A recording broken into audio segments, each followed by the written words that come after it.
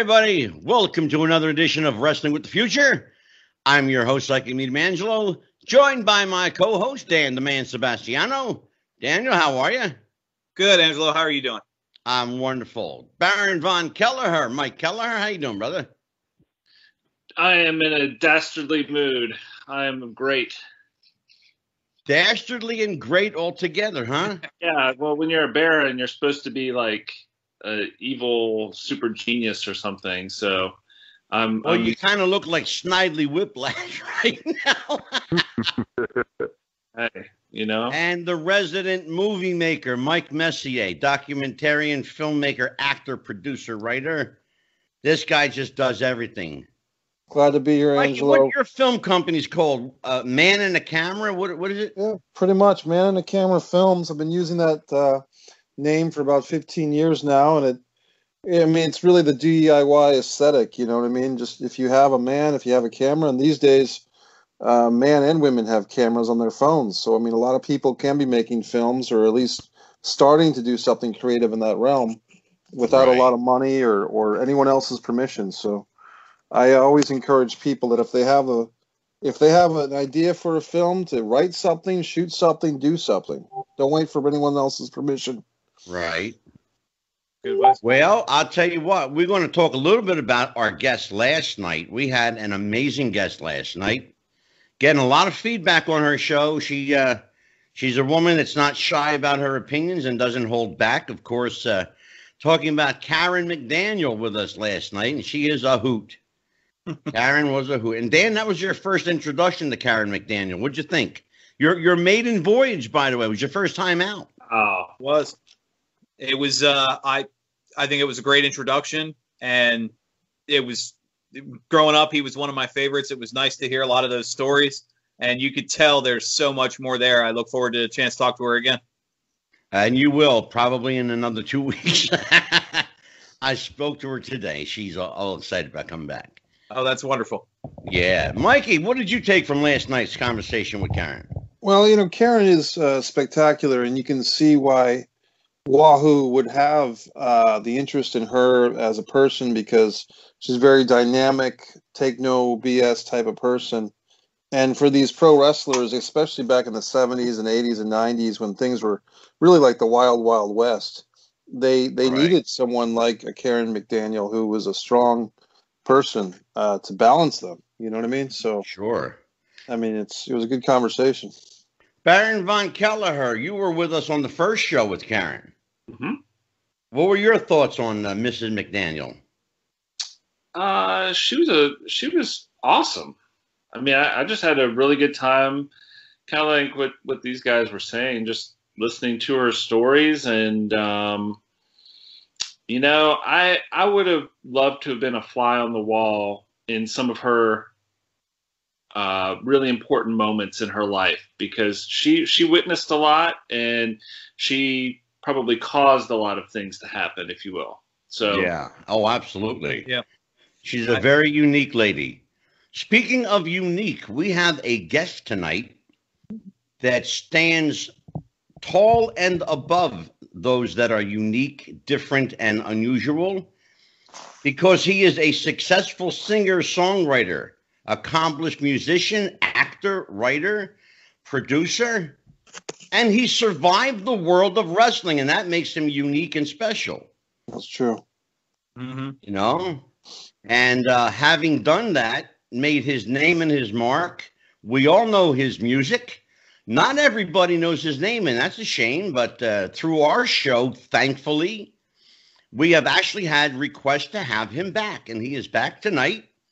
He gave us What a Rush, Superfly, Sexy Boy, Do the Bird, Demolition, High Energy, All American Boys, Rock Out, Common Man Boogie, oh my God, Haircut, I'm the Mountie, All About the Money, Cool, Cocky, and Bad, you name it. He has written just about every successful ring entrance theme, along with his partner Jimmy Mouth of the South Heart, that I think people even today are somewhere in the world singing, "I'm a sexy boy, I'm a cool." Let me introduce you to the man that really does, in many ways, need no introduction, but I'm going to give him one anyway. He is, as I said, a singer-songwriter, accomplished musician. He is the most successful wrestling theme song writer in history. It is my honor to introduce my friend, his most important credential. He is my friend, Hurricane John J.J. Maguire. J.J., welcome back. Thank you so much. And hey, guys, how are y'all? It's great talking to y'all. And thank you for all those accolades. And that's so kind of you to say those words. And I really appreciate it. And I appreciate all the great wrestling fans and people around the world who got a lot out of the music and had fun with it and still listen to it, which surprises me after all these years and beers. It still seems to be popular. Well, yeah, JJ, I was going to ask you about that. Do you ever get people come up to you and start singing your songs to you? Yes, I do. Quite often, I sure do. Mm-hmm. Is that an odd kind of feeling? I imagine, JJ, it's kind of like being an impressionist, you know, and doing the person in front of them. Pretty much so, but I don't mind because I love the people so much. It wouldn't have amounted to anything or meant anything at all without the people and the fans and everybody that enjoys it and supported it, you know. And I would have just wound up being another parlor piano player had it not been for the great world of wrestling. You know, JJ, I introduced you as a successful and accomplished singer, musician, you know, and my friend. And I should tell people, JJ Maguire and I are friends. And we speak often, and there are things I don't ask JJ because it would spoil an interview. So I'm going to ask you a couple of questions tonight that we've not talked about. Right. All right. You wrote a really impressive book, a compelling book called Hollywood: My Life in Heaventown, and a lot of people know you, of course, as the WWE Music Man. But you've done so much more outside the world of wrestling that a lot of people may not know about. I want to talk a little bit and delve into tonight a little bit of your Hollywood experience, your Nashville experience.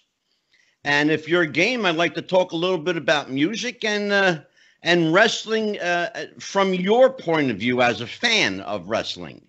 Are you game for it?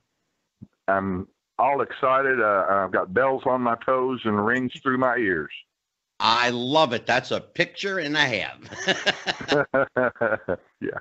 Well, let's talk about a little bit about the book. When we left off, we hadn't even gotten really into what you've done out in Los Angeles. We spoke largely about wrestling, a little bit about being involved with Hulk Hogan's boot band and writing that album, and life in Nashville. You know, of course, you're very familiar with the Nashville music scene, but give people an insight, JJ, into the world of Hollywood. This world that everybody, wants to be a part of. Everybody wants to be a star. They all want to be known and discovered and in some way adored. Let's peel the onion. Oh, I'm sorry, I'm dropping my microphone, JJ. Let's pull the onion back a little bit, JJ, and talk about your experience in Hollywood. Was it overall generally a good one, or were there times when you thought to yourself, I got to get the hell out of this town? Oh, I loved it from the first day I arrived. The way that I wound up out there is I listed my name with, there was a worldwide listing agency for musicians that was posted around the world through newspaper. And, we didn't have the computer and internet and everything like we have now, where it's instant. But so I paid $200 to be a lifetime member of this agency that circulates your information and what instruments you can play and experience level and so forth. And so the first call that I received, as soon as I got out there, was from the Rolling Clones. They were the world's #1 Rolling Stone tribute band. Okay. That's funny. And they were interested. They wanted me to be the Charlie Watts of that outfit. I thought that was interesting, but I told them, and they were making great money, I mean, doing this. So they were, the top dog on that, one of the first actual tribute groups that existed, I believe, actually. Wow. And they were worldwide known and booked. But I told them, I said, it sounds really great, and I love the Stones, but I'm looking for something original. I'm not looking to be in a tribute band or do copy music, even though it's great music and what have you. So then I got a call from a group called The Keys, Keyz, and they were a new wave power pop band that we called. And to break that down for people who wonder, what is that? That's like the Knack, if you remember. Oh, sure. My Sharona. Right. Yeah, skinny exactly. ties, short hair, skinny ties, and tight-fitting breeches, brothers. So I thought, well, that sounds interesting. And so I got all my stuff together to make my trip out. And right as I got ready to go the night before, I got another call from somebody who saw my name listed with the agency. And this is going to blow your mind. And these guys said, we're from Atlanta, and we're the new type of alternative music. And I went, yes, I'm familiar with all. I'm more of a hard rocker and classic rock. Well, we call it classic rock today, but then it was just basic rock, hard rock at that time. Right. And he said, we're into this new genre called alternative music. Yeah. And he said, we're college guys, and we're real popular around Atlanta. And he gave me a name, and it was just a kind of generic name. And so I said, well, it sounds interesting, but I'll be honest with you. I said, I'm not looking for, alternative music. I'm looking more for straight ahead rock and whatever. Yeah. And it turned out that they were, their drummer just recently died. I'm trying to think of their name. My memory is REM? gone. But REM, thank you very much. REM. Yes, sir. And It was 2 for 2, REM. Angelo. Yes, thank you for that. And at any rate, he described the music to me and everything, and I said, well, it sounds like a real nice thing, but, I'm just into a different genre, but I'm sure you guys will do real well. Oh, wow. And we know how that turned out. So, Yeah, right. that was, they turned into REM. Their first name was something different, but they were just playing around the Atlanta scene, Sure. Mm-hmm. So, anyway, so I got with this Keys group, and we immediately got a deal at Sound City with Joe Gottfried and Tom out there. That was, they were the kingpins of the California sound, of course. Yeah, absolutely. And so I'm old. I remember that. yes, and we're old enough to know. And so actually, their agent came to a club called Blackie's that's at the beach in Santa Monica. He actually was coming to hear another band for possible signing. Well, they were sick, and they had called us earlier in the day at the 11th hour and said, we're sicker than heck out here. We can't sing or do anything. Would the Keys, would you all mind covering for us at Blackie's with 2 other groups? Well, sure. Yeah. Well, that agent was sitting out there, and he came to see that the other group that was ill, and he didn't know. They didn't call and tell him that they weren't going to make it. They just figured they were going to be there. Yeah. Well, they heard us and immediately came running up, and it was Les Emerson, who was in the 5-man electrical band from Canada. Oh, God. Remember? Yeah, sure. And he was the lead singer and guitar player, and he was working for Sound City as a A&R agent looking for talent for Joe Gottfried sign that owned it. He just had a fit. He jumped up and ran up there. We did all original material, of course. I was the drummer, and it was the other guy's material. I didn't write any material. I just added, the drum parts and whatever. Right. And he said, you guys, I came to hear the other group, and I'm glad they're sick. He said, come out to Sound City. I went, Sound City? Oh, my gosh. He said, come to Sound City on Tuesday, and we've got something to talk about. So we go to Sound City on Tuesday. We set up in the rehearsal hall. Devo is practicing right next door to us in the same Oh, my God. complex. The Babies were cutting their album right across from us, and Tom Petty was recording, and Rick Springfield. We're all out there at the same time together. It's a lot of That talent is under one crazy. roof. Yeah, under That's one nuts. big complex there. But So pretty excited on that. So we did 4 single sides because you still had, vinyl, 45 RPM and 33 and thirds, which is back bigger than Christmas now. But anyway, so Joe Gottfried came in. He said, let's hear it. So we went through our routine, and the whole time he shook the change in his pocket. And when we got through, Les Emerson, the agent for him, that was originally with 5-Man Electrical Band, Yeah. he told us, he said, you guys are in. And we said, how do you know? Because when Joe shakes his change in his pocket, you're going to make it. You're on the way, brother. And we said, well, that sounds great. So we went in and we recorded 4 single sides. And in the middle of all that, the guys that were the leaders of the band, of the keys, decided that they wanted to do a different type of music. And I told them, I says, guys, to be out here, to be at Sound City and a legendary place like this, and having all this available to us, and with Joe behind us and the whole thing, with a roster of Tom Petty and Fleetwood Mac, and we recorded in the same room as Fleetwood and Tom and everybody. Wow. I said, you're never going to get a chance like this again in your life, brothers. No shit. And so they say, well, we decided, well, I said, why didn't you decide you wanted to do a different music before we signed these contracts and so forth? Right. Well, you know how it is. I said, yeah, I know how it is. You're going to wind up deader than a doornail. Exactly. And not by me. And then they wound up being a 50s cover group, and that was the last I heard of them. So that's amazing. They broke the band up. Mm-hmm. I got to tell you, JJ, the story that you relate parallels a couple of stories that I know of personally. You heard of a guy, you maybe have heard of him a time or two.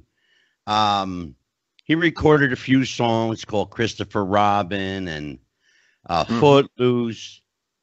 Okay. You know who I'm talking about, right? Kenny Loggins? Yeah, just some guy that like nobody ever heard of. Yeah. He was discovered in Santa Barbara, California as an opening act for an act that the agent actually came to see and end up discovering Kenny. That's the same thing for us with Sound City. Mm-hmm. Exactly. And I know that story. Kenny Loggins was basically just an opening act at the time. And the other story that you related that parallels actually into wrestling, Vince McMahon Sr., when he knew that he had a star in the making, would have 4 quarters in his hand. And he would play with this change. He would play with these quarters. He'd flip them up on top of each other. It was kind of reminiscent of the story you told about the guy with the jingling the change in his pocket. Yes, Joe Gottfried. Vince McMahon used to do when he had a star in the making. Well, I got 3. Yeah, go ahead, go ahead. Sure, go ahead. I was just thinking, you click something in my memory.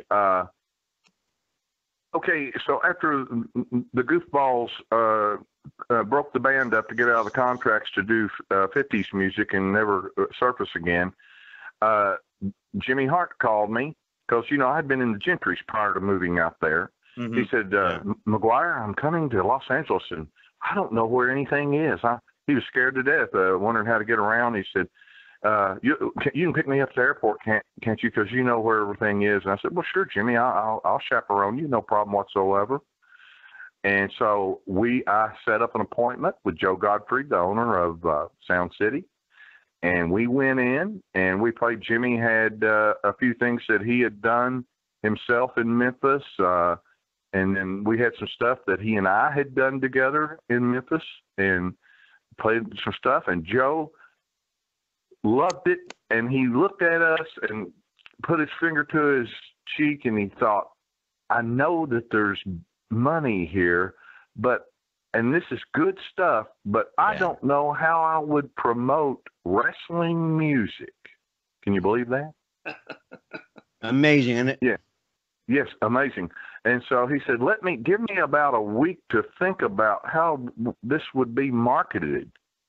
And we said, no problem, Joe, this sounds great, and I'll get back to you in a week. And so then I called him back a week later, and he said, I know there's something there, but I don't know how to go about promoting it and selling it exactly. Yeah. Nothing like that had been done on yet. See? Mm-hmm. And so he said, but I'm still thinking, but I don't have a clear-cut view of how to market this. Well, too bad. He sure missed a big boatload right there. I'm telling you what, brother. I'm telling you what. He discovered Fleetwood Mac and paid for their apartment and bought their food for them and told them, you just stay in this apartment and you write the best material that you can do. I'll pay for everything. They didn't have a damn dime. Joe made them. And you see people, fans, they go, they're great. People don't know the backstories a lot behind how these artists and even Elvis and some of the greatest of all time, are discovered. And well, that's why you're here, JJ. I want the behind the scenes. I want the stories that you tell so well, both to us and in your book, Heaventown, Hollywood, My Life in Heaventown, which is, I recommend highly. It's a great book. And I actually have a copy, and I really do. But you know what, JJ? I got 3 guys sitting over here very patiently. They're all squirming in their seats, though. They want to ask you questions. Yeah, sure. So we're going to start with my new co-host, Dan the Man Sebastiano. Dan, you got 2 questions for JJ. We're going to go around the table. All right. Going off, I listened to your first interview and as introduced to some of your material. If we can bounce back to the wrestling topic for a second, you had a really interesting point where you were talking about how you come up with music for characters that you've never seen or for people that you've never watched perform.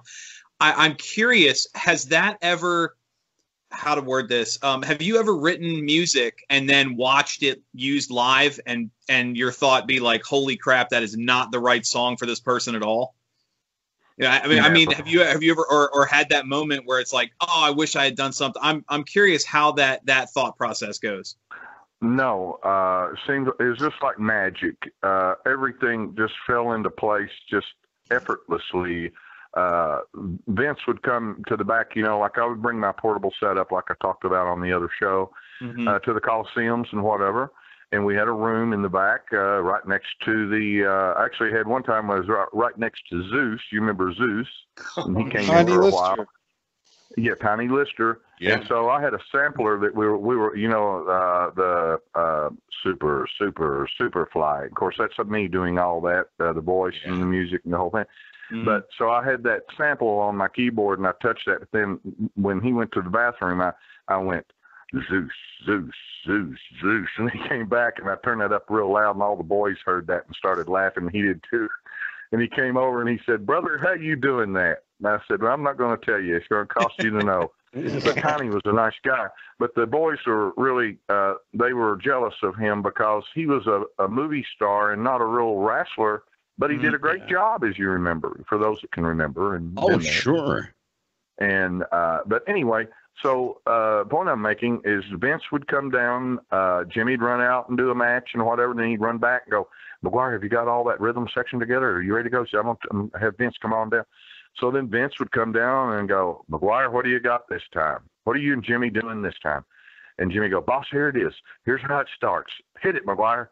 And then, of course, I would hit what I'd came up with, and Jimmy would have had lyrics. He would sing over me playing that with a drum machine and just a basic setup. And Vince, he never turned down anything we did. It was just instant, like, okay, thank you very much. And can you have that ready to go on the audio truck within, say, like 20 minutes? Yes, sir. And I'm going to say, no, Vince, I can't do that. I'm sorry. No. And many times the Honky Tonk Man theme, when they first started, before it was recorded on the Pile Driver album, it was me playing all instruments and everything in the beginning and everything before that deal was made. And I literally put the final touch on it and ran it over to cassette. They were using cassette still at that time. and ran as 100 miles an hour to the audio truck and handed it to the audio kingpin, and he literally put it on and had 10 seconds to cue it up for the audience to hear, for him to come out. I mean, last second stuff. That happened a few times, you know, and it was pretty wild, you know, but it was a real pleasant thing. And you must understand that WWF in those years, you know, I'm talking from 86, starting in 86. That's when we started doing some stuff for them. And it was great because it was a real nice family setup. You could go to Vince at any time and say, hey, boss, listen, can I ask you a question? You know, if you went up there today and tried to go down the hall and go see Vince, they'd probably call security and have you arrested, you know. But it was a great feeling. It was a cheerful feeling. Everybody listened to one another. Of course, there was jealousy between talent in the back. That still goes on. You're never going to get away from that. JJ, I have a question for you along those lines. What you were saying just now prompted a question. Sure. You talked about Vince being approachable and, you know, one of the boys and part of the family. When did you see Vince change, and what was it that changed him? Would you remember that moment, or can you kind of pinpoint a time frame? Well, you know, to me, he was always the same. I think if I were to go to a show next week and talk to him, he would be the same Vince that I always remember and know.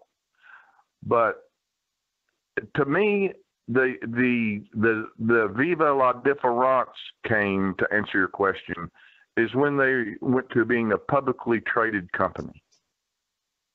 You see, prior to that, it was just a bunch like us, a bunch of guys talking and having a good time and entertaining people.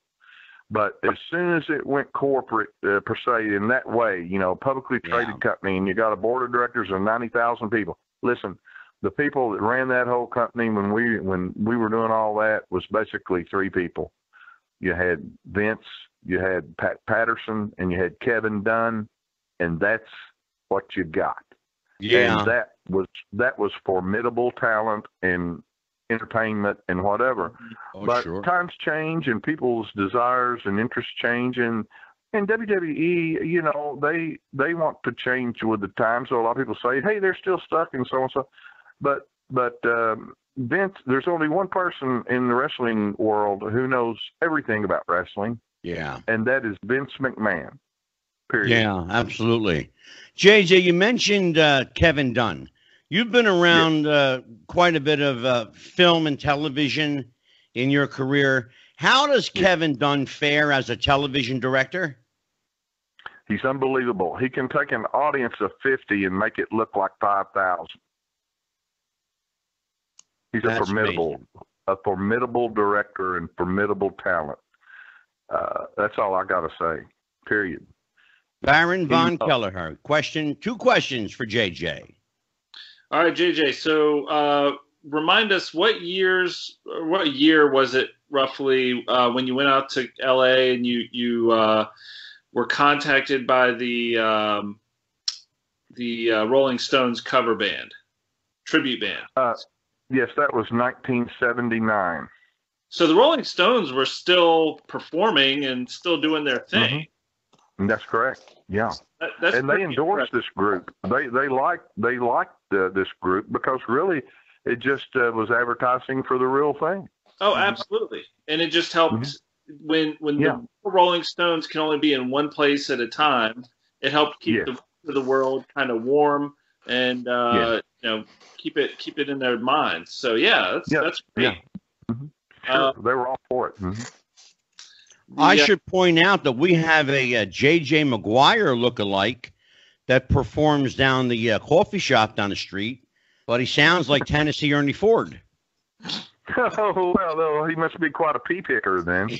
Oh, man. Okay, Mikey, one more question. Go ahead, baby. Yeah, I'm getting my second question in here. So, so the keys. I was looking on my phone, to see if I could find any of the songs that the Keys recorded, but I'm guessing none of it saw the light of day. Well, it did, and it didn't at the same time. We changed the name from the Keys when we signed with Sound City and Joe Gottfried to the Rage, R-A-G-E. Okay. We had a song called NYC, which talks about New York, and it was all high-powered. We kind of sounded like a blend between the Who and the Beatles and the Knack and all that. If you can imagine, kind of all that grouped up into one newer type of sound. That was can't go wrong with the Beatles, right? No, we had Beatle type sound in a lot of music. These guys were good writers, and the material was really excellent. And I will give them credit where credit's due, but they were just jabronis as far as understanding about the chances in the business. When you get chances at that level, you better run the whole route and see where you get. Because it's not likely you're going to get another chance like that. JJ, have you ever written? Well, I know you've written songs for a lot of people. Have you ever written a song for a person that they were thrilled with that you were less than happy about? No, not really. Everybody always liked everything that I ever came up with, or that Jimmy and I came up with. Nobody. It's like when we did the audition thing for Thunder in Paradise, they wound up remodeling the whole show around us. I think I told that story on the other show, how it all worked out. Yeah, sure did. And everybody just always accepted us and myself and Jimmy both, either separately or together, and however with open arms. There was never any real problems, to be honest with you. That's remarkable, because I know a lot of singer-songwriters, having been in the music business. I spent my life in two businesses, wrestling and music. Yeah. And I've been fortunate to know quite a few of the boys in wrestling and a lot of successful singer-songwriters. And I've not met any singer-songwriter or composer that was happy with everything they've done. So you are really unique. And as I said at the top of the show, you're kind of an enigma in the business, that, everything that you've done, you hit it out of the ballpark. You really have. You've been really, really fortunate. Yes, sir. And I appreciate you really saying that. But my heart, like I said, we didn't put this music together, and I didn't put the music together to beef up my ego. I tried to create something that would beef up the audience's ego, because it's all about them anyway. Without them, you got no wrestling, you got no music, you got no nothing. Yeah. And I really, really, really wanted to create something that would entertain the people. That's the bottom line. And Jimmy Hart and I are two guys we're all about entertainment. Speaking of entertainment, we've got two questions from our resident filmmaker, Mike Messier. Go ahead, Mike. Hi, JJ. It's good to speak with you again, buddy. Thank you. And you too. And thanks. And I remember from the last time I said to the guys after you were off the call that JJ Maguire is the perfect type of collaborator because he does all the work. Well, that's nice of you to say that, but I did a lot of the heavy lifting. But Jimmy Hart is a genius, and he hears everything perfect. And like I said, when I wrote the Rockers theme, I played it, and it was like dun dun dun dun dun dun dun dun dun dun dun dun dun dun dun dun. He said, "Hold it, Maguire. Wait a minute. You seen how fast they run to the ring? About 100 miles an hour." He says, "It needs to be faster." So I went, "Okay." Dun dun dun dun dun dun dun dun dun dun dun dun dun dun dun. Just stuff like that makes something. Yeah, it's a good team. Those type of advice, that type of advice and suggestions is a big part of our success, Jimmy and my success together, because he gave me free reign. What do you got, Maguire? What do we got for so and so? Right. Okay, here's what I got. Oh, I like it. He said, let me take this pencil. And then he write down, and he do Sexy Boy or whatever. I came in and had all the chords and everything, and then he went, "He's so cool. He's so sexy." Mom. And then write that down. and we just had we still have it, a magical, mystical, mystery ability that's almost a psychic talent. Well, speaking of which, let's talk about that talent. You've had quite a few wrestlers record their own music. Mm-hmm. Shawn Michaels comes to mind, of course, from Sherry Martel. Mm-hmm. But $1 Million Man. it like with a guy who's really not a professional singer, stepping into a studio and cutting a track for his own music? Is it difficult? Do they give you input? Do you take suggestions, or you say, this is the song, here's how it's sung, do it? That's basically what it is. The first thing we did like that was with Jerry Lawler in Mid-South. We did a record for him. He had this grand idea about doing a record and selling it at the matches. Really? I don't know about that one. I must have Was that called King of the Ring? Was that called King of the Ring, JJ? No, it was the song that we did. We covered. It was the disco era. This was in the latter 70s. So, it was a disco song, JJ? Yes, so I took Breaking Up Is Hard to Do by Neil Sedaka and made it disco. Oh, that's funny. Yeah, and it went over fabulous. Nobody had done that yet.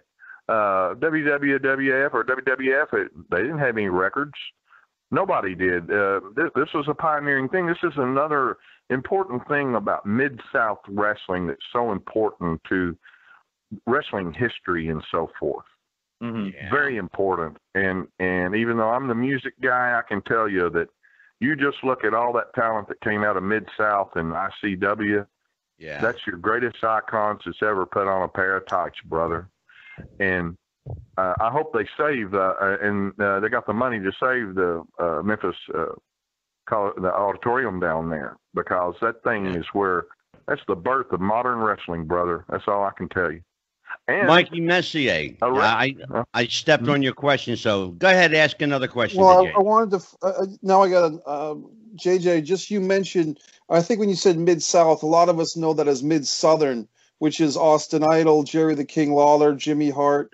Were you there for the Jerry Lawler, Andy Kaufman 1981 feud? Were you around for that, JJ? Yes, I was, and I knew things about that. There was only 3 people in the world that really knew what the deal was on all that, and I was the third person. 4 people, JJ. Mm-hmm. I was there from the get-go. Yeah. What did you guys think of Andy Kaufman? Fabulous. He brought a whole nother dimension to wrestling that was totally unexpected and unprepared for. Yeah. And when he would challenge you, I'll wrestle any woman that wants to be brave enough and all that. And he went to Vince and WWF to start with, and they didn't want it. Mm-hmm. They didn't want it. I They know. thought, no, as if this is too much carnival. But wait a minute. Look at how much carnival WWF was in those years. Well, you know what, JJ, I got to tell you, and in the interest of full disclosure, I've told this story publicly, but never on my podcast. I actually told it on another show. I knew Andy Kaufman. I knew him very well. Oh, really? I took Andy to a wrestling match at the Philadelphia Spectrum. And he was just starting to take off, and people knew who he was. And I attended, this is the truth, I attended a show with Andy Kaufman, dressed as an old woman, and he was dressed as an old man. And we went as a couple. Oh, man. That's true. awesome. That's a true story. That is awesome. When are you going to great take off story. the costume, Angelo? I knew about Jerry Lawler angle from the get-go. I was one of the people that knew, along with J.J. Maguire, Jerry Lawler, Andy Kaufman, and one other person, J.J. Let's not leave out our friend Bill Apter. Yeah, okay.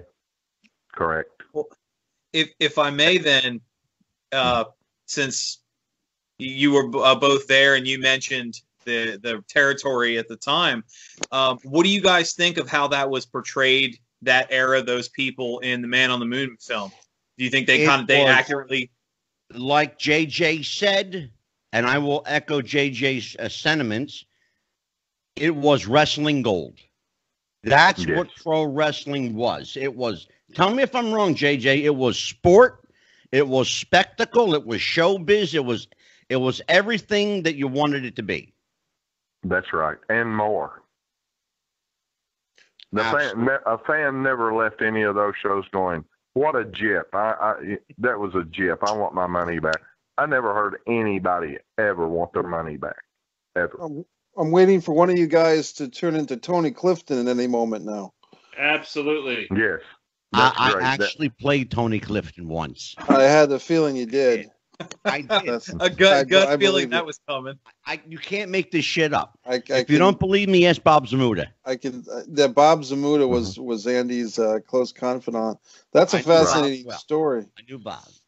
Is that how you, Angelo and JJ met? Was back then? Did you guys know each other, cross paths in that era? No, believe it or not, I actually, JJ and I have never met in person.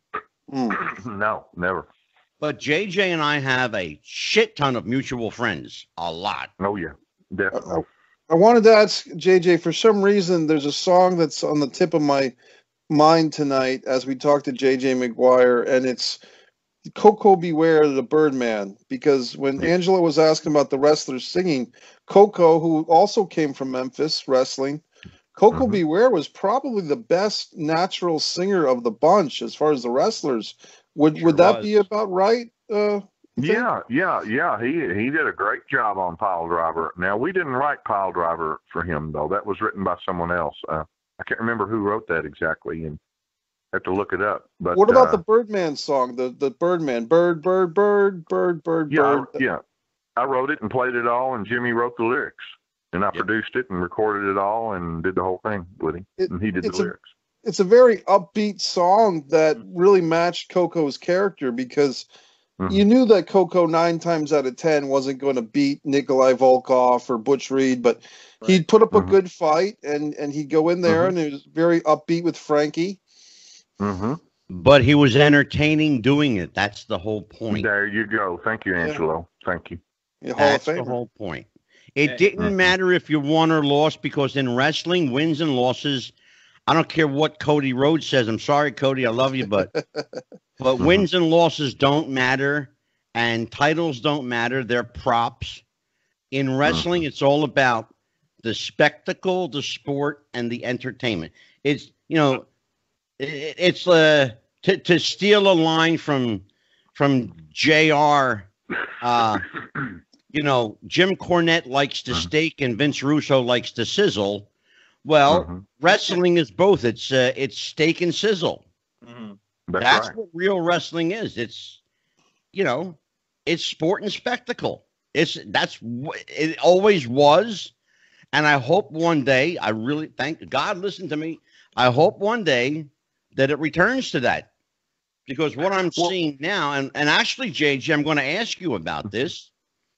What are your thoughts, my friend, on this whole, what Mike Messier calls the empty arena era? It's mind-boggling. I would never thought that I would live to see a day where you would have to do something in that fashion, that way. It's, I think it's hurting the business. Thank you. You're welcome. I think it's absolutely destroying the business. It really is. I would much rather, JJ, that they put reruns on of WrestleMania or just about anything else. So let me ask you from a fan standpoint, because I know you watch the product and I know you've been a wrestling fan, your whole life. Yes. What do you enjoy in a match? What is your perfect match? If you had the book, the perfect JJ Maguire match, who do you want to see? Wow, that's a tough question, brother. One of the best matches I ever saw in my whole life. I mean, let's face it, there's been quite a few of them. We could go on all night on that. But one of the greatest matches that I've ever witnessed 8 feet away between the rail and the ring in the corner was when I sang the national anthem at that Legends show a little bit over a decade ago down in Memphis. and it was the match between Hulk Hogan and Big Show. This hasn't been seen, other than if you were there. This was one of the grandest matches ever, and Hulk and Big Show worked in a fashion that was more like the Japanese programs, where it's less circus and more actual realism. Yeah. And it's hard for me to describe this match, but I've never seen so many devastating chops thrown continually in my life in any match ever in history, period.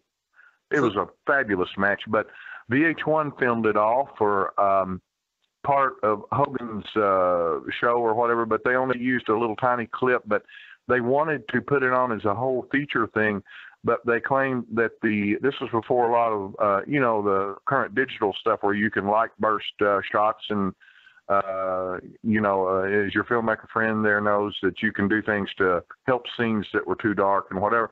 But they claimed that it was the whole thing wasn't lit bright enough for them to show the whole thing. But somebody needs to go to VH1 and procure that entire show, because the critics that were there said that it was the only show in wrestling history that the timing was absolutely perfect from beginning to end. Wow. And I would like for you to be able to see it. I'm trying to describe something that you can't visualize because you haven't seen it, and majority of people in the world haven't. But JJ, I'm surprised. I have to tell you, I'm really surprised that Vince McMahon and/or WWE, with all their stroke and money, haven't found a way to procure that footage. I know. It's a baffler. It's just really mind-boggling to me. It was really a fabulous program, and that's all I can tell you. And of course, Handsome Jimmy Valiant wrestled, and all the icons that were there, and Superstar Dundee, and on and on and on. But that match, I love Bill Dundee. Oh yeah, he's a great guy. Great guy. Yeah, he's funny as shit too. Mm-hmm. He's a funny guy. Dan the Man, you got questions for JJ? Yeah, I was actually going to chime in. A friend of mine was at that show and recorded, before the days of everybody having a camera in their pocket, recorded some of it. That Matt, you're absolutely right. How the quality of the match between Hogan and Big Show. It's funny how everything works out for a reason, because the original plan was for the Legends main event to be Hulk Hogan and Jerry Lawler. That's correct. And if I remember, the WWE blocked Jerry Lawler because of a contract issue. Well, yes and no. Jerry's son, I was in the back, and Jerry got on the payphone and said, "Dad, you blew it. You should have been here." He was fussing at Jerry about it.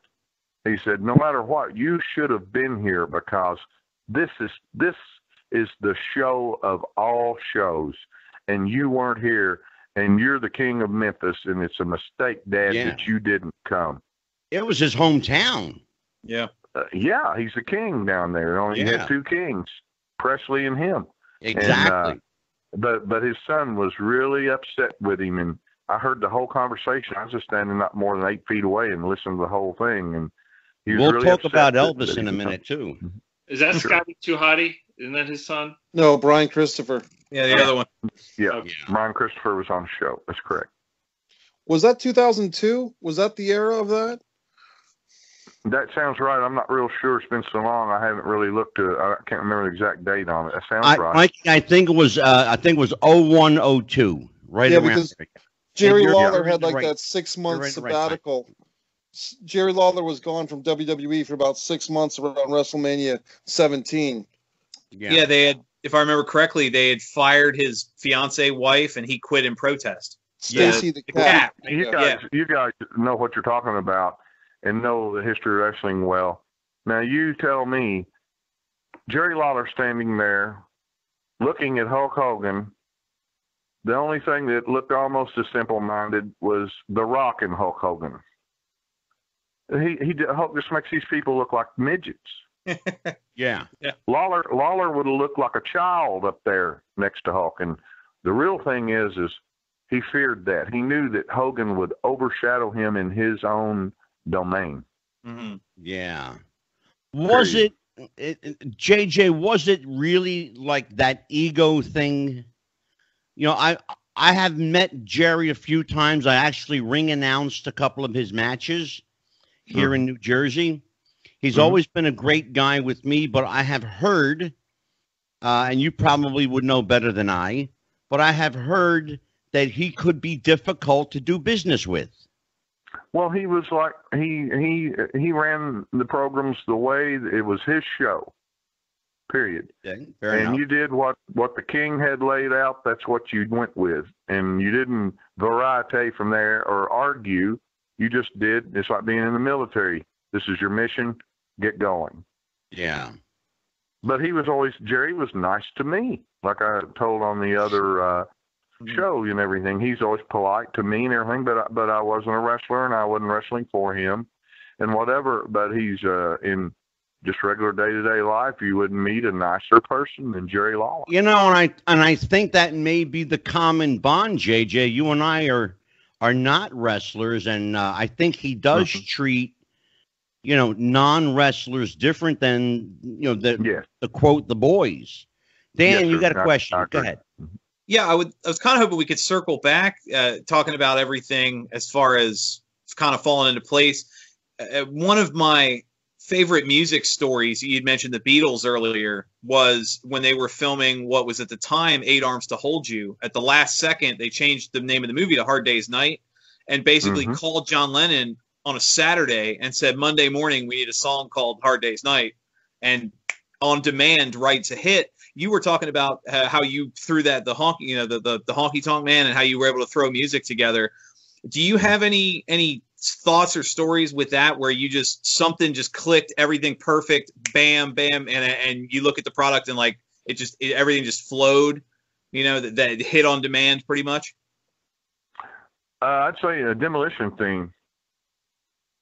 Demolition, really? Yeah. Yep. They heard it. They came down there and said, who's that for? And I said, that's for you. We love it. And really, it's one of my favorite things that I came up with, I think, as simple as it is and everything. It fit. Bill told me I appeared at the show Heroes and Legends that he was at in Fort Wayne last year. And he just kept going on and on and on about it. He said, Maguire, we would never have been what we became if we didn't have had that theme.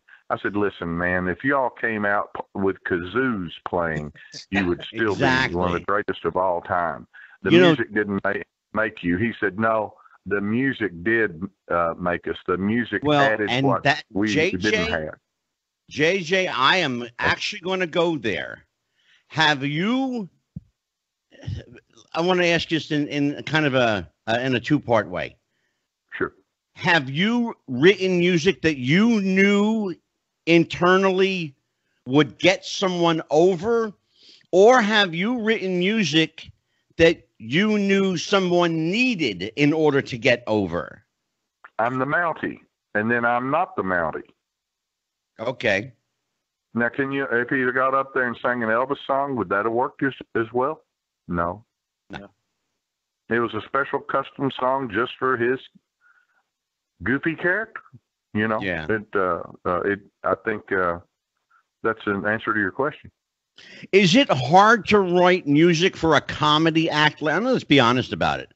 You know, Pierre Rougeau, of course, the Mountie, it was a bit of a comedy act. You know, he was self-deprecating. And is it hard to write for that kind of persona? Well, I'm going to tip my hat to Jimmy on this one because the words really made that whole comedic entrance entree. I mean, those words are formidable and fit just what you're saying, you know, a comedic type of edge, you know. Without those words, you know, we don't like heavy metal. We don't like rock and roll. All we like to listen to is Barry Manilow. I mean, come on. That's the mind of Jimmy Hart, you know. And that made it to me. His awesome lyrical ability and ability to hear what sounds right and so on. And Jimmy Hart's one of the smartest people that's ever been in the wrestling business and underrated in that genre. And Jimmy had more great things that you saw through those years were Jimmy Hart's concepts, perhaps, than even Vince McMahon. Mike Kelleher has a question.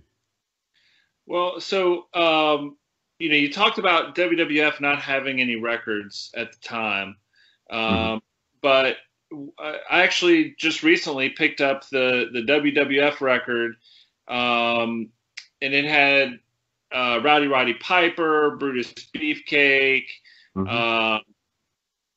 I'm trying to remember everybody who's on, but it's like a who's who of WWF superstars back in the day, except Hulk Hogan. No Hulk Hogan on it. The wrestling album. Yeah, the wrestling album. Yeah. Mm-hmm. And so that was the first one. The first one we didn't have any music on the first one. They had Land of a Thousand Dances and a lot of cover stuff on there. You know? Yeah.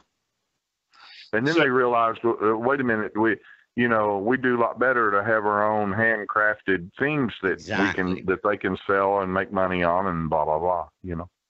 Good, Mike. Mike. What I was going with that was how did you transition from the first record into the other ones that came out later? But good question. Yeah, that's Vince realized that in WWE or WWF realized that we're going to do better to have our own original thing rather than.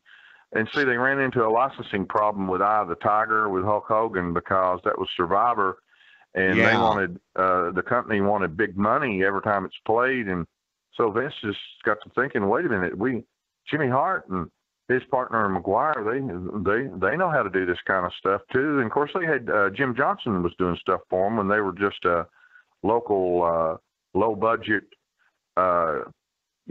Playing high school arenas and, not as good as a lot of the independent wrestling companies we go and see today, Yeah. And so that's kind of how that all went from there. But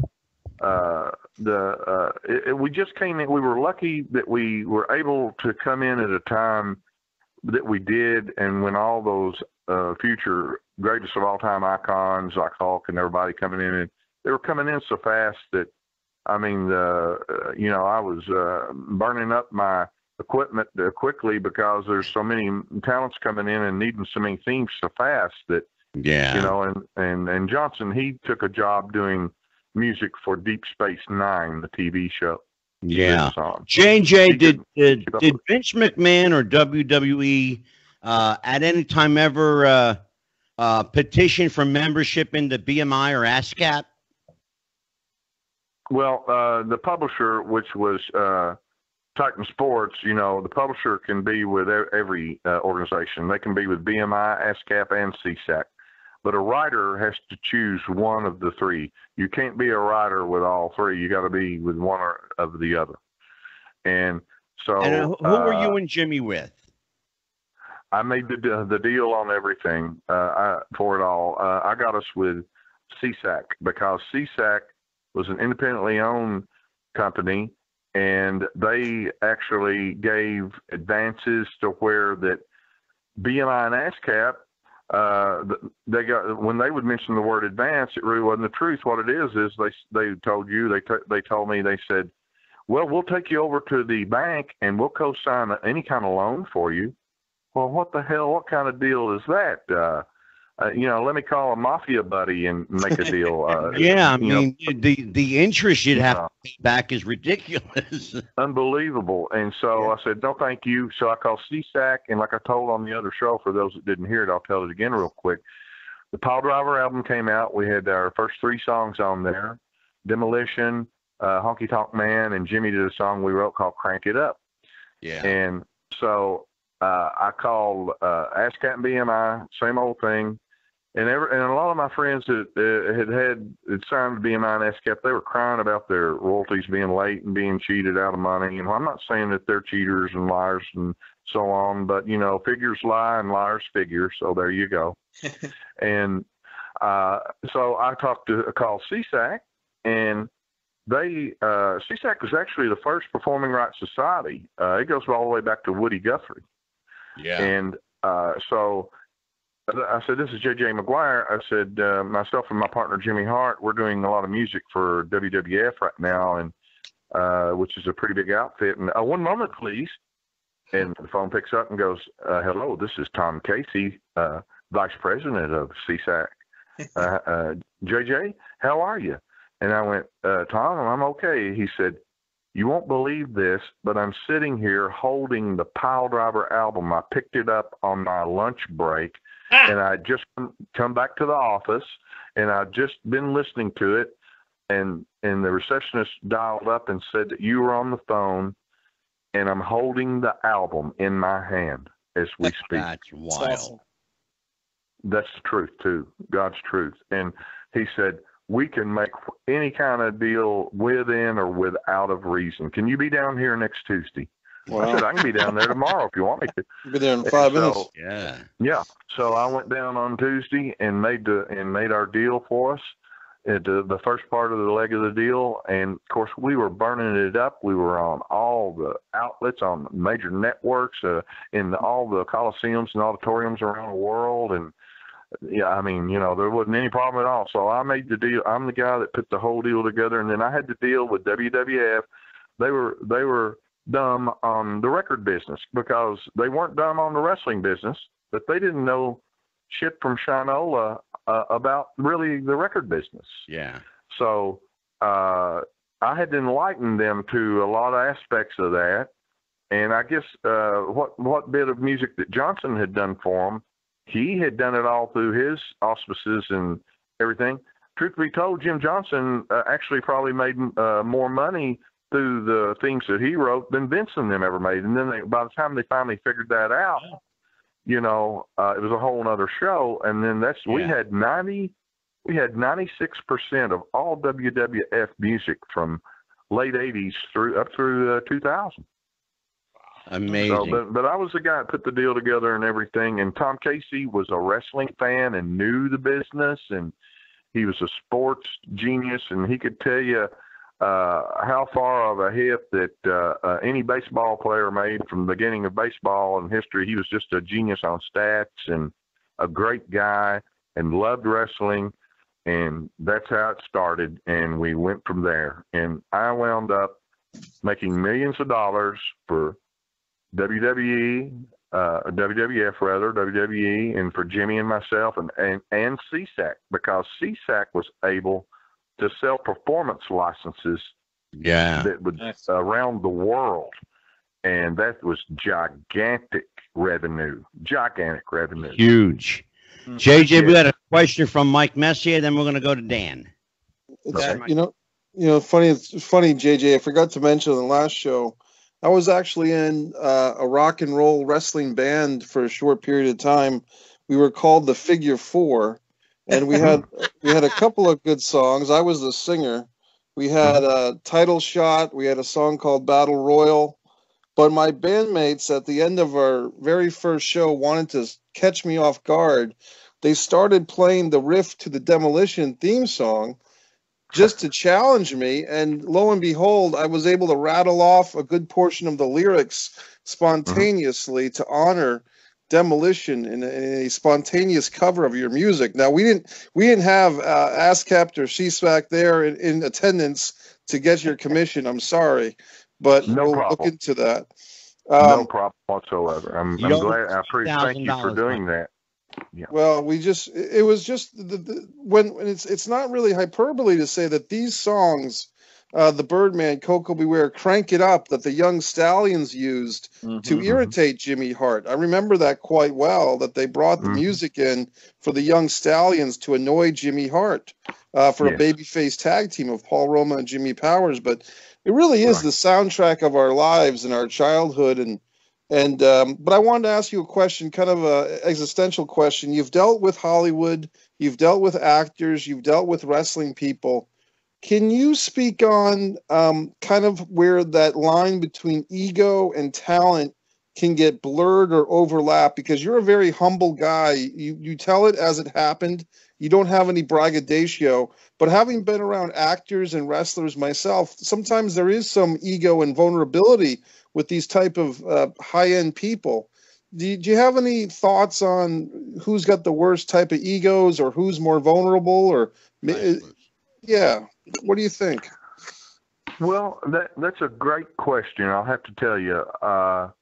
It's all in the person. I always go back to Bob Hope, of all things. Of course, a lot of young people go, Bob Hope, or the kids go, who's Bob Hope? But we know who Bob Hope was. Sure. And I worked directly with Bob Hope some, and Bob Hope was the type of person that he's like your uncle that from Capixie or wherever. You know, he was just a regular guy he never changed his demeanor or his ego.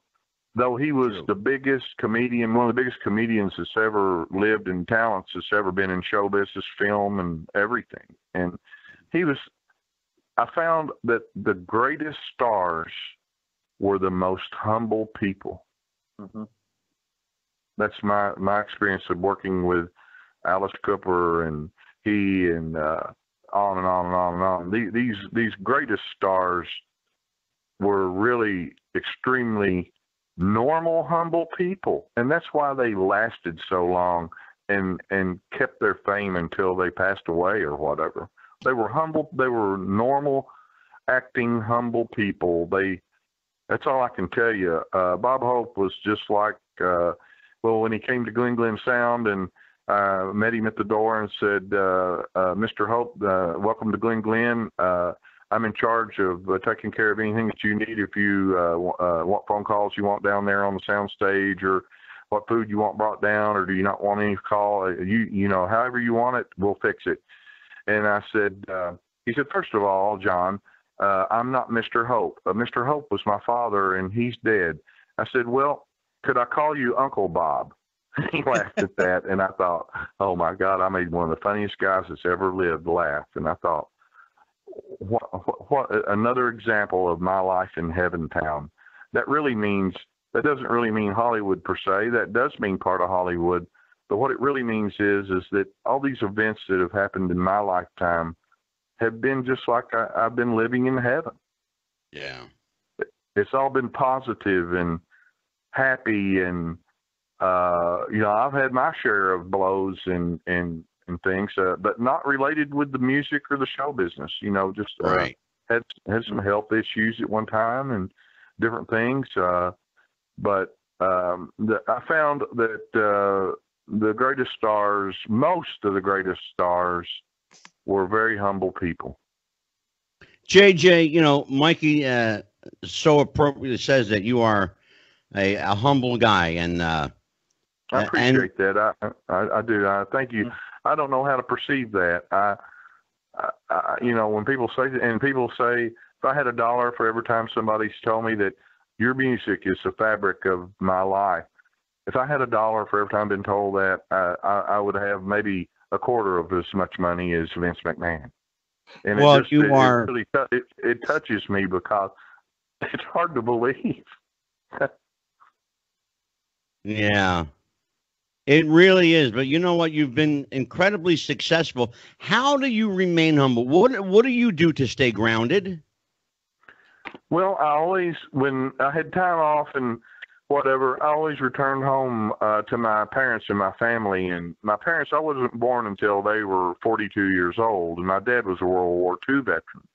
Wow. And I always kept a close tie to my family, and I really owe what bit of sensibility that I might have to that, to remaining close, where, you know, like in 350 days, you can see how that the rigors of road and rigors of all that hurt people's families and destructed lives and got people addicted and murders, and I mean, up and down, everything you can imagine. But I always kind of stayed normal, I guess to say, even though I'd worked with all these icons and done this stuff, my heart was always at home, and I never let go of the family element. and I think that's what Yeah. really helped me. And then I was raised by older people.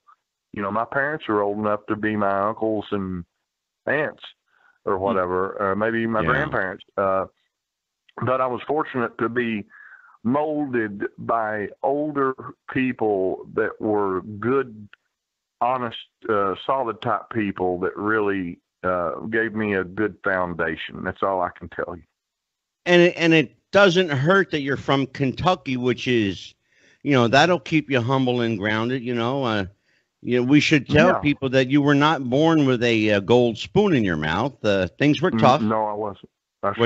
When you were younger, and it was the fact that you were a musical prodigy is nothing short of a gift from heaven. That you are who you are, and you became what you became. Our friend Dan has a question. Then we're going to go to Baron von Kelleher. Go ahead, Danny. Thanks.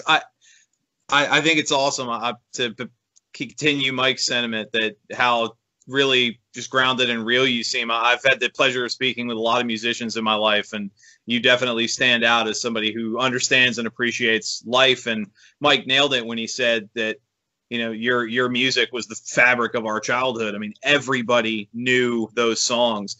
I'm curious, you mentioned when we first started that you're still a big fan of the product. Have you ever watched, say, a Raw or WCW, AEW, any of that after you kind of got out of it and said, man, I wish I had the chance? Is there anybody you just absolutely would want the chance to write an entrance theme for? Good question. Oh, sure. I've got an alternative theme for quite a few people here. I've got a theme for Cody Rhodes that would probably escalate him even bigger than he is today. And I'm going to go to one of the shows when it comes eventually. And because the last time that I saw Cody, he was a child. And Dusty brought him to one of the shows and all that. But I've got a theme for him that is to die for.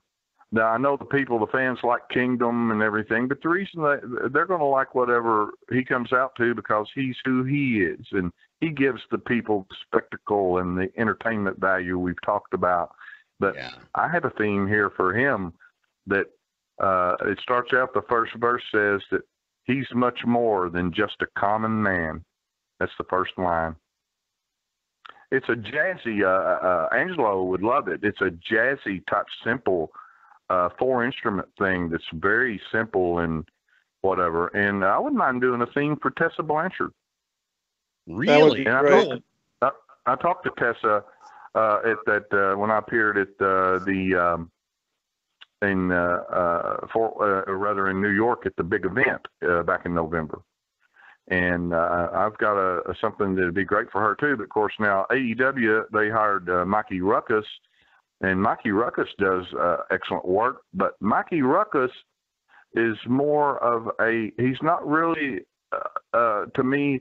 I'm not knocking him, but he's a specialty sound effect workout type music creator. He doesn't come from a background of hit records and stuff like Jimmy Hart and I have, you see. Yeah. It's more synthetic, JJ, a lot of synthesizer, fabricated. Maybe I hate to use that word, but for lack of a better term, it's more fabricated. Yeah, that might be okay. But now I like Mikey does the best work in the business for like those workout things and football and sports stuff of that kind of nature. But listen, as we know, wrestling is a specialized form of entertainment. It's not like football. It's not like cheerleading, cheer music. It does have elements of that, but the thing I think that really helped us so much is we created all sorts of different genres of real music, and plus, I had classical music training and all that, and I wasn't just a garage musician that kind of picked up. I picked up stuff that way, starting out like we all did. But I was formally trained, so I had a leg up on a lot of stuff, and I could play a lot of instruments because of that formal training I had in classical music as a child. Absolutely. Absolutely. Well, JJ, I'll tell you what, my friend, this is your second time on the show. It will most certainly not be your last. But tonight I have to let you go. That was a fast 1 hour. Yes. I will be talking to you tomorrow about our little side project. Oh, sure. Okay. And but for now, I'm going to have to say goodnight to you.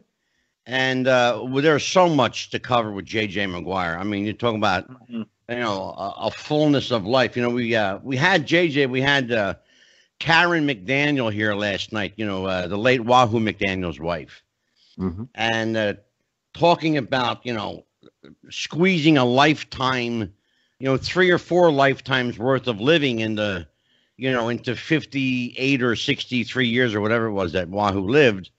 But, Yes. At your young age, I'll tell you what, brother, you've got about 5 lifetimes inside you. Well, I appreciate you saying that, Angelo, and I think you do too. I thought that I'd worked and met a lot of A-list people, but I think you may have beat me. You've worked and been with many, many great legends yourself, and you understand the heart of legends. Just that's something we both have in common, is that we understand the heart of the legends. Absolutely.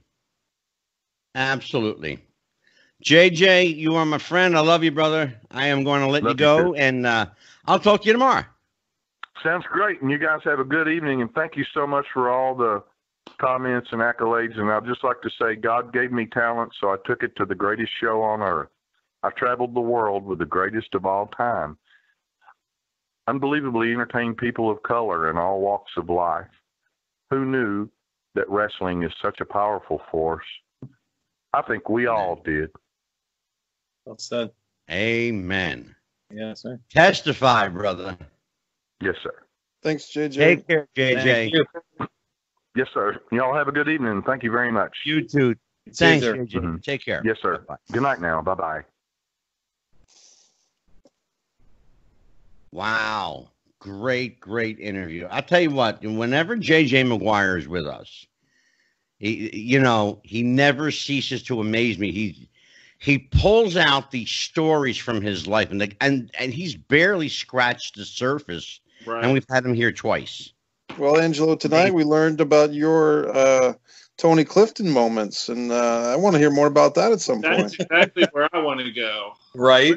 Andy Kaufman is what I want to know. Where is he? Andy was a great guy. He still is. He's alive, and you know He's where he is. goofing on Elvis. He and Elvis are hanging out with Amelia Earhart. Andy Kaufman was really And an Jim Morrison. inspiration. Well, Andy and Jim Morrison are inspirations for me. Andy Kaufman, what he did with intergender wrestling, he was intergender wrestling before intergender wrestling with Tessa Blanchard 30 or 40 years later. Oh, so, sure. Mm-hmm. But Well, of course, Andy was a trendsetter in so many ways. It's funny when people talk about, and I'll just relate some personal stuff. When people talk about, comedic geniuses, they often mention Andy. Andy never considered himself a comedian. He wasn't. He never told jokes. He never told stories. Andy simply parodied what he saw around him. What you saw Andy do with, lip syncing to Mighty Mouse and doing Elvis, he did that in his parents' house in his bedroom. That's what he did. He was a lonely kid and used to entertain himself. His audience was his wall. And that's how he used to entertain himself. And he was a big Elvis fan, and he loved wrestling.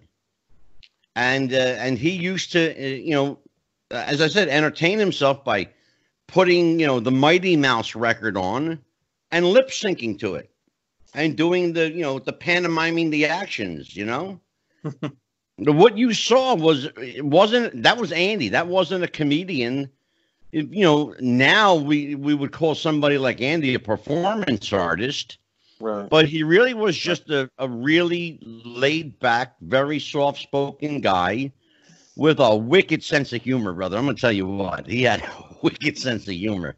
And he was a really, really nice guy. And I was honored to be able to know him and talk to him and go to a couple of wrestling matches with him, even if I had to wear a dress and makeup. That Spectrum show must have been headlined by Backlund versus Killer Khan. I'll tell you what it was. I'll tell you what it was. It was Hulk Hogan and Ricky Steamboat versus Johnny Valiant and Mr. Fuji. Wow. Wow. And I still have the pictures. And the loudest fan in attendance was a really ugly old lady. Is that what you're telling me? No, that would have been the old man at ringside shaking his cane at all the heels as they were coming out the dressing room. Please tell me there's at least a picture or something from some of those nights. If there is, I don't have one. Oh. I've got pictures of the matches, but I don't have pictures of us. But I'm sure somewhere. In fact, Mike Messier, here's your homework. Sure. Uh-oh. You're going to have to scrub all the Spectrum Wrestling from 1987 to 1989. Okay. That's a lot of Spectrum Wrestling. Yeah. We're there somewhere. Well, it would have been, I think it would have been before that. I think it would have been 84, or 85, early 85. When Andy passed away, I think in mid 85. And, because I think Andy was alive for the first WrestleMania. You're right. You know what? My time frame is wrong. So I got to think that you probably, if it was Johnny V and Mr. Fuji as a tag team. Yeah, you know what? It was. I'll tell you what it was. The network that broadcast it and was in Philadelphia was called Prism. Okay. And they went out of business in 86. Right. Okay. So you're absolutely right. It predates that time frame. And Steamboat, for his part, it wasn't until about summer of 85 that Ricky Steamboat was a big deal in the WWF because he had to build himself up a little bit. Mm-hmm. And so I'm thinking that match you guys saw was soon really the last 8 months or so of Andy's life. Yeah, and it wasn't long after that. I remember Hulk beat the Sheik at the MSG in, I think, 84. January 23rd, 1984, yes. 84. And I know that Hulk only had the belt for a couple of years when Andy and I went to the Spectrum and saw he and Ricky Steamboat tag teaming. I'm looking it up. And it wasn't long after that. Maybe couple months, maybe, because Andy Kaufman died in the spring of 84. Yeah. It wasn't long after that at all. It wasn't long at all. January was the Monsoon's famous call. It might have been one of the last. Yeah, it might have been one of the last times I actually saw him. To be honest. Can I suggest could have been March 30th, 1986, and could the match have been actually Hulk Hogan and Ricky Steamboat versus Mr. Fuji, Johnny V, and Magnificent Morocco 2-on-3? Thank you. Okay, March 30th, 1986. Okay. We got the match on YouTube. Wow. It's there. Okay. I don't mess around. I knew Messier would find it. Yeah. Were you guys? Yeah, it sure was. I'll send you the link. It's readily available on YouTube. I don't want to give away the link in case Vince is listening and he shuts us down before people can see it. Man, I just got here. Don't get us a cease and desist on my second show. That's right. No, that won't happen. Angelo, were you guys sitting close to the ring? No, we were actually in the mezzanine level up about midway. Okay. And it was on an angle we were probably like midway here on the incline. And then there was the Spectrum had two upper balconies. It was ringside, and there was like a kind of a hockey rink setup. There were seats beyond that, and then it would incline. Then you had the second balcony, and then the third balcony, like what they call the nosebleed section. Mm-hmm. and we were in the middle of that incline. Okay, well, wait a second, buddy, because now we have some conspiracy going on here. Because I just looked up that Andy Kaufman was reported to have passed away May 16th, 1984. So either Angelo was hiding a falsely deceased Andy Kaufman in the Philadelphia Spectrum in 1986, and Andy did not pass away, and we've uncovered this conspiracy that our buddy Angelo is in, or Angelo, you might be merging two memories into one. Probably. I remember specifically Hulk Hogan and Ricky Steamboat. That I remember. I'm going to keep looking for you, buddy, because I'm thinking maybe you saw Hulk Hogan. That much I remember, because I still have the pictures. Yes, so I'm going to look into this for you. We'll figure this out. That I remember. No, I know. So anyway, while Mike is doing his hunt, the Baron von Kelleher, what's up on the refs roundtable? News and can you be a little bit more excited? This is a video podcast. Can you be more animated, more excited? I'm saving it for the round table. No, it's he's so low key, Dan. He really is. Yeah. I'm still blown away by that mustache. You should have seen the beard. He had this Bruiser Brody beard going on. Yeah. Now he looks like H.B. Haggerty. We're going to be talking about just the happenings of the week. More people getting released by WWE. Yeah, well, let's talk a little bit about that now. Who else was released? That I don't know about. Well, I don't know who you knew. Well, of course, the big list that they put out was at Sunday or Monday. Yeah. The second round of names was all NXT talent. Yeah. Oh, okay. Who was on, Danny? Who was on that list? Well, it was Kanellis. It was Maria. And, Maria Kanellis and her husband. Yeah, and Maria and Mike. Yeah. Like wow. A lot of the NXT guys I hadn't. One of the big ones I thought was the I can never say his name right. He's billed as a Russian, and he fought Keith Lee at NXT Takeover. Rusev? Oh, you're talking about Dominik Dijakovic. Yeah, Dijakovic is still. I thought he was still with the company. He was just on NXT last night. No, there's another guy with a name that's I think I'm getting him mixed up, but there was somebody else who had this kind of similar name. Not Rusev. No, not Rusev. Oh, yeah, Rusev got released. Well, here's a question. Rusev got released. Did Lana get released with him? No, she's still off. Because Vince McMahon doesn't find Rusev as attractive in the miniskirt as he does Lana. Oh, really? Though they kept Lana. Oh, that ought to be interesting. Well, Vince McMahon's always, going back to the early days, he's always had a penchant, or I don't even know what to call it, a fetish. Yeah, exact. Fetish is a good word for breaking up real life couples. Well, he doesn't like marriage. That's a shoot. Storyline. No, I'm going to tell you shoot. Okay, I'm going to let you in on the mind of Vince. Vince doesn't like marriage. Really? He doesn't like his own. He doesn't like others. I believe it. It's the truth. I believe it. He will break up couples every chance he gets, especially real life couples. Yeah, well, that was old.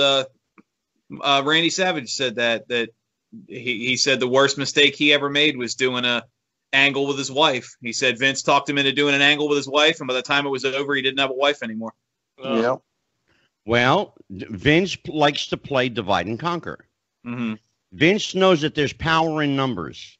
If a couple is strong enough to survive Vince McMahon, they're going to make money. But the lure of Vince's money is too strong to one person or another.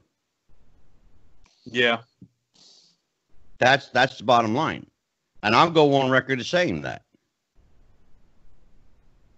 So what else is going on, Mike? What at the with the round table? Is that it? That's pretty much it. I mean, we're gonna talk about Raw and AEW, preview SmackDown, and kind of get set for Money in the Bank, because this whole Money in the Bank thing is taking on a much bigger twist than it has in the past. So I'm really looking, like, I've always looked forward to Money in the Bank, but I'm really looking forward to Money in the Bank this time around. How are they going to play it off this time with the Money in the Bank? What they're doing is you have to climb the corporate ladder. Corporate ladder. That's what I was getting at. Yeah. So what they're going to do is, I guess you start on the bottom floor and you fight, and then you go up a floor and you fight, and you keep going until you get to the roof, and that's where the contract is going to be. So yeah, and you know what? We talked about this last night. And, of course, the millennials don't understand this. Old guys like me do. But that whole corporate ladder thing, guess what? It's been done before. Yeah, you mentioned that. You mentioned that last night. Who did that? The National Wrestling Alliance / WCW. Because I know they had what? Or 94 somewhere in there, the multi-tiered cage you had to fight your way. It was Hogan Tower and Savage against the Alliance. Yeah, the Tower of Doom. Yeah, the Tower of Doom. Well, you're talking about, you had to fight through every level to get out. But I don't remember there being a fight through a building to a prize on the roof. Peachtree Center in Atlanta, Georgia. Now the home of CNN. Oh. It was once just a small 5-story building. Mm-hmm. It's now a mega structure that you literally had to take an elevator to get to the next elevator. It's a big place. But it's been done before. Remember something. There's nothing original in wrestling, and I have tried to drive this point home. There's nothing original in wrestling. It's all been done. Mm-hmm. But, you have to be either old enough to remember it or a historian enough to have researched it. But it's all been done. In some form or fashion, the quote, climb the corporate ladder match has been done and redone. The story's been told and retold, and you can only tell it so many times. Yeah. What they do, to answer your question, Dan, what they do is they're putting their own little WWE twist on it, their spin. Right, and that's one and thing. It'll probably culminate on the roof of Titan Tower, and that's been done before too. Yeah. Lest we forget that they had a ring set up on the top of Titan Tower before, mm-hmm. and shot promos up there, and actually at one point did a couple of matches up there, and people forget that. But they all remember the commercial. Right. They all remember the commercial of the helicopters flying overhead with the spotlights down on the ring and the big building and the whole. It's all been done. Steve Austin and Bret Hart throwing punches with the fire in the background. Yeah. Exactly. That's something the WWE has been famous for pretty much ever, is rewriting history to where wrestling outside of their entity doesn't exist. I mean, you saw it with some of the matches they had with the Crown Jewel, like, the first women's match in Saudi Arabia. No, the first WWE match in Saudi Arabia. Women had wrestled there before. NWA went to North Korea. Like, it's hardly the first promotion in a hostile country. How they talk about the women's revolution, and it's the first pay-per-view headlined by women, except that TNA, Ring of Honor, New Japan have had women main events going back to the 80s. How you need to remember something, Dan. History is written by the winner. Yeah. Well, and let's also be fair here. The words they choose are chosen very carefully. So to say this is the first pay-per-view headlined by women, for them, it's accurate. They're not necessarily saying ever. They're saying, Dan, in Virginia, there's a furniture store called Haynes. Right. And every week, this is our one time a year sale. And the sale only comes around once. Yeah, because this week only comes around once a year, but every week there's a new sale. So it's all about how you word it and how you put a spin on it and what you can make people assume. Yeah. Yeah, it's very political. You're right in the sense of as long as you choose your words carefully, it's the I'm not lying, the definition of is kind of thing. Yeah. Well, but I have to jump in real quick, Baron, because sometimes the WWE commentators, whether it's Michael Cole or whoever else, sometimes they slip, okay, and they say things that are historically inaccurate to further the WWE cause. And 9 times out of 10 or 7 times out of 10, they might say the real thing. This is the first WWE women's match in Saudi Arabia, but sometimes they'll slip and they'll say this is the first ever women's match in Saudi Arabia. And then if someone like you or me or any of us correct them on it, they might cover their ass, or they may not choose to, because the reality is they don't consider anything non-WWE to be as valid as themselves. And very true. True. But I did want to follow up real quick, Angelo. I think I might have solved this mystery for you. There was a Philadelphia, PA Spectrum show on March 19th, 1983, televised on the Prism Network, featuring Gorilla Monsoon and Dick Graham on commentary. Yep, Dick Graham, yep. Yep, this might have been what you saw with Andy. You had matches such as S.D. Jones versus Baron Mikhail Sakula.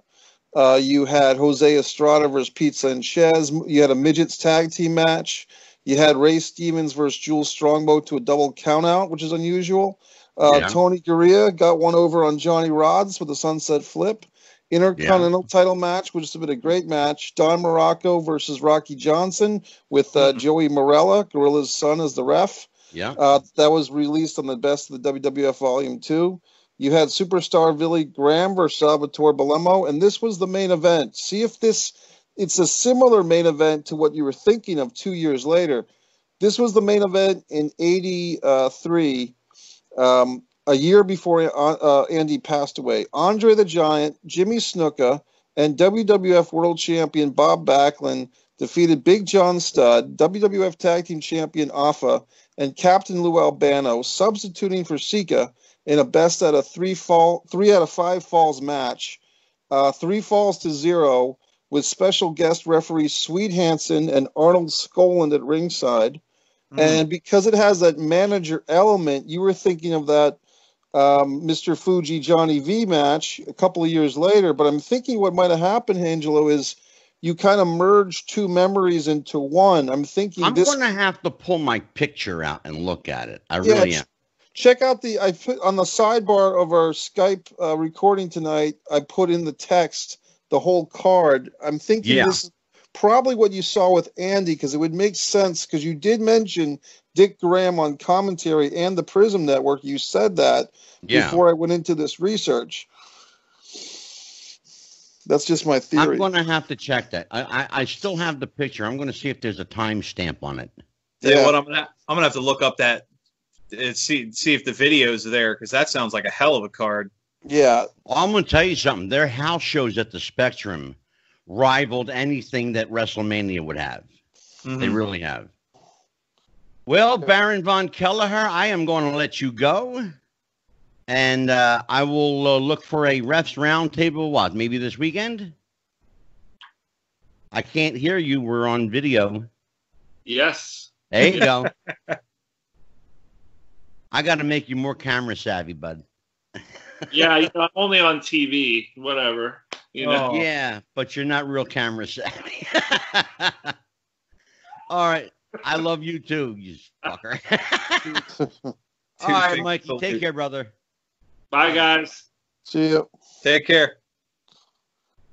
All right, guys. It's just the 3 of us now. All right. Mike Messier, what's coming up with you? What do you got going on? Well, I did want to mention, and hopefully Vince McMahon won't shut this whole thing down, but because of our listeners, he won't. I do this a lot, guys. I go to YouTube, I go to other nefarious sources of content, and I find these old house shows of WWF wrestling that were televised for the local markets, and they have all types of exciting matches that you didn't see on Saturday mornings at 11 o'clock. Yeah. You're basically seeing the feed of the house shows from places like the Spectrum, Madison Square Garden, my old stomping grounds of of the Capitol Center. And you're right. These shows sound so good. Mm-hmm. They are good. They really were amazing. You know, Yeah. They really, that really goes, were. the first time you and I spoke, Angelo, we brought up our old friend George and some of the matches he recorded. Oh, sure. As good as YouTube and some of those independent sources, some of the better matches I've ever seen were some fan recording or some minor recording that wasn't the official broadcast. And actually, George is going to be with us on June 18th. I actually spoke to him. Okay. And we confirmed his date. George Pantis is the archivist and historian of Mid-Atlantic Championship Wrestling, a la Jim Crockett. And he owns, to this very day, all of the original footage, every photograph. He owns it all. And we're going to have him on to talk about the glory days of the Crockett era. Wow. Yeah, and I know, Mikey, George has got some stories. Yeah, George, oh my God, George is like a treasure trove of stories. So that's going to be Mike Messier and Dan the Man and myself. The Refs Roundtable is still up in the air. We're going to have maybe 2 or 3 more episodes, and I will probably end up re-altering the Refs Roundtable morph it into another show, because we're going to do some more non-wrestling stuff on the network. So, Mikey, plug your social media, your website, and then I will say goodnight to you. Well, I think I just found this match, by the way, from the Spectrum, so I want to send you that link, Angelo, that main event at least, of Andre Backlund and Snuka versus Stud, Albano, and Alpha. In the meantime, MikeMessier.com is always the best way to find me. On the Wrestling with the Future YouTube channel, you can see my new personal podcast, Life Lessons with Mikey Messier. Thanks, Angelo, and thanks, everybody, for watching that. My theater festival, Avalonia 7 Theater Festival, just decided the victors. The victors are now announced on distancefromavalon.com. Go to the top and click on the theater section. And the film festival, Avalonia Film Festival, is still accepting submissions. And even though of this time of worldwide crisis, because of the power of the internet and these websites that I established years ago, still able to promote and honor the winners of both my film festival and theater festival, because although the arts right now are threatened because we can't interact in public as much, right, it's still important and vital to keep that stuff going. Sure. But thanks for having me on the show, Angelo, and Dan. Always love that. So you're part of the family, kid. Thank you. And Dan, that background you have there, I really enjoy seeing all those wrestlers. I feel, no offense to Terry Taylor, but without his red mohawk, clucking his head like a chicken, I feel like I know, right? Well, Mike, take care, my friend. I will see you. Let me see. When do I will see you again.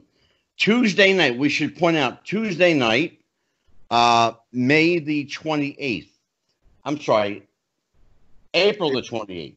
Okay. I have a non-wrestling show with Steve McCoy, the country's foremost Tom Jones impersonator, who is a childhood friend of mine.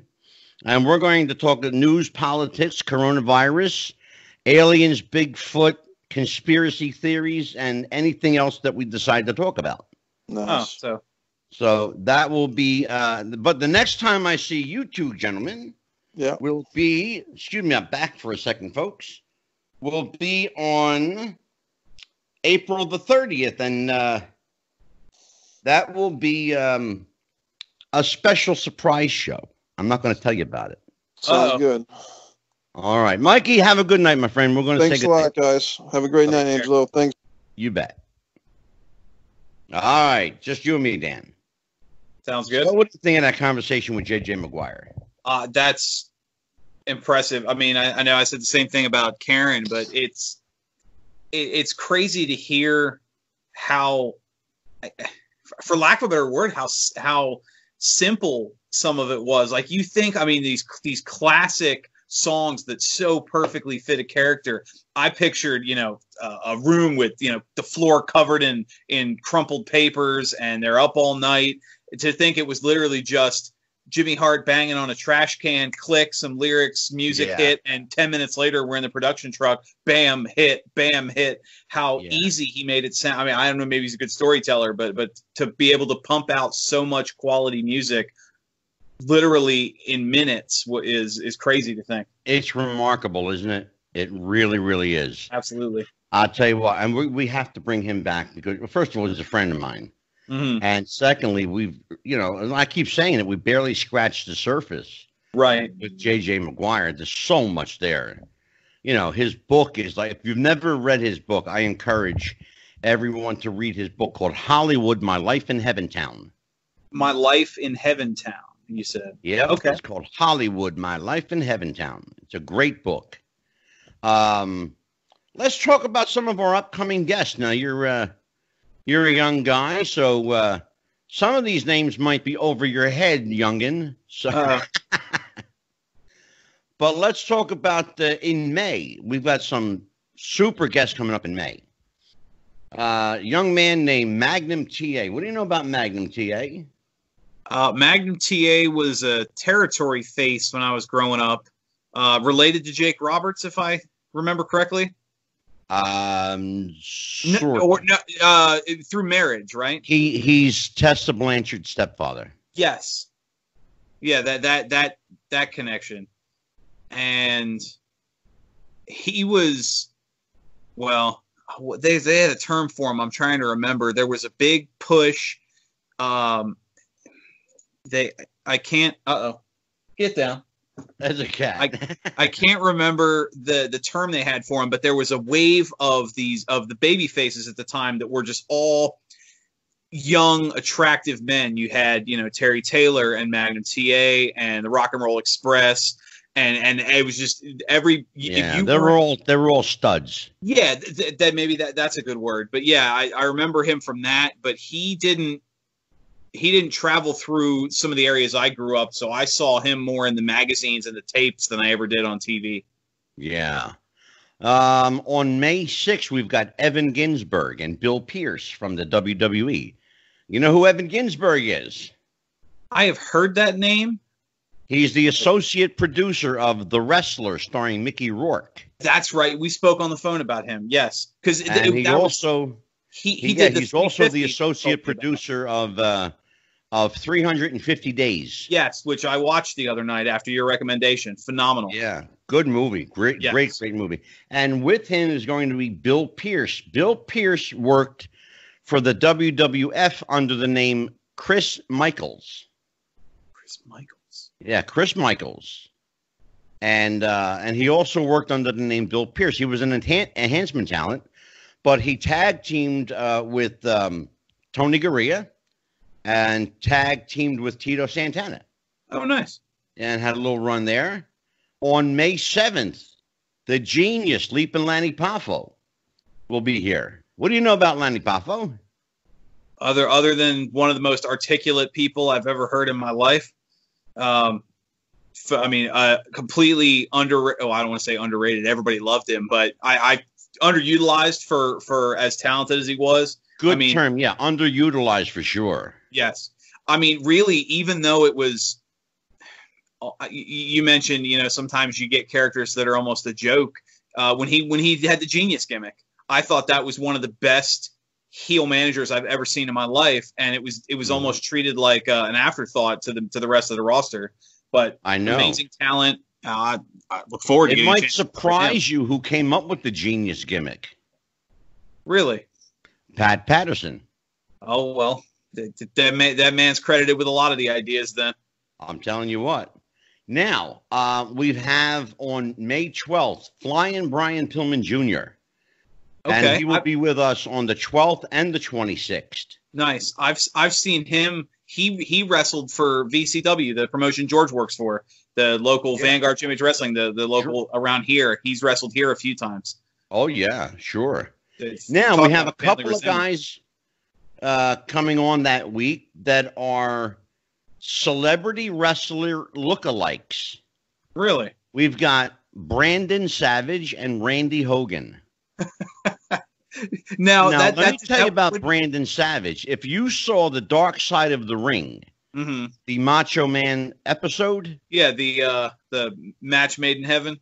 Yeah, Brandon Savage was Randy Savage in that show. Oh, okay. He was in all the vignettes. He will be here. On the 14th, we will have Danny Cage, the owner of the Monster Factory.